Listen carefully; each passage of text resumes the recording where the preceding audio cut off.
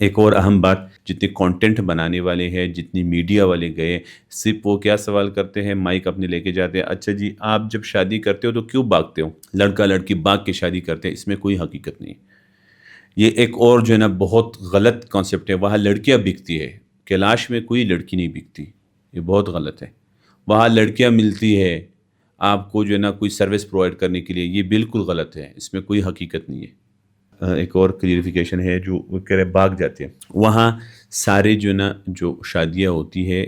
کیلاش میں، چترال میں، وہ سارے جو ہے نا اس پہ ہوتی ہے لو میریجز ہوتے ہیں، وہاں ارینج میریجز کا کانسیپٹ بہت کم ہے۔ اب لو میریجز میں یہ ہے کہ لوگوں کا یہ میلے فیسٹیول میں ایک دوسرے کے پرپوز کرنے کا یہ رواج اس وجہ سے ہے کیونکہ جب عید ہوتے ہیں تو لوگ اپنے اوپر جو ہے نا تو تھوڑا اچھے کپڑے پہنتے ہیں، تھوڑا جو ہے نا وہ اپنے آپ کو زیادہ سجاتے ہیں، تو اس وجہ سے ایک دوسرے کو اگر کہتے بھی ہیں، محبت کا اظہار کرتے ہیں، تو یہ کئی غاروں میں بگا کے نہیں لے کے جاتے، یہ اپنے گاؤں لے کے آتے ہیں، پھر دو بڑے جو ہے نا ان کی جاتے ہیں، ان سے بات کرتے ہیں، دونوں کا رضا پوچھتے ہیں، دونوں اپنے رضا سے شادی کرنا چاہتے ہیں، ان کی فیملی کے بندے کو بٹاتے ہیں اور ان کی شادی کے بعد پکی کر دیتے ہیں، جو ایک نارمل ٹرینڈ ہے، جو ہمارے مذہب پوائنٹ آف ویو پہ بھی ٹھیک ہے، لیگل ہے، دونوں کا رضا ضروری ہونا چاہیے، ساری چیزیں ٹھیک ہونی چاہیے۔ تو یہ کوئی اس طرح بات نہیں ہے کہ بندے یہاں سے جو ہے نا کوئی لڑکی بگا کے لے کے گئے اور وہ پہاڑوں میں رہتے ہیں اور پتہ نہیں کتنے دن بعد واپس آتے ہیں اور پھر ان کی شادی ہوتی ہے، یہ سارے مفروضے غلط باتیں ہیں۔ دوسری،